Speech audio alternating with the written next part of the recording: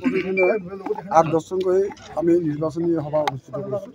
আমাৰ প্ৰতিজন কাৰ্যকৰ্তা প্ৰতিজন কৰ্মী সদস্য আমাৰ ঘৰে ঘৰে যোৱা আৰম্ভ কৰিছে। গতিকে আমি ভাবোঁ যে আমাৰ নিৰ্বাচন প্ৰচাৰ তুংগত বৰ্তমান। আৰু নিৰ্দলীয় প্ৰাৰ্থী দুলু আহমেদে আপোনাৰ বিপক্ষে প্ৰত্যাহ্বান জনাইছে যে আপোনাৰ খোজ কঢ়াৰ ওপৰত তেখেতে আপোনাৰ লগত খোজ কাঢ়িব 5 দিন।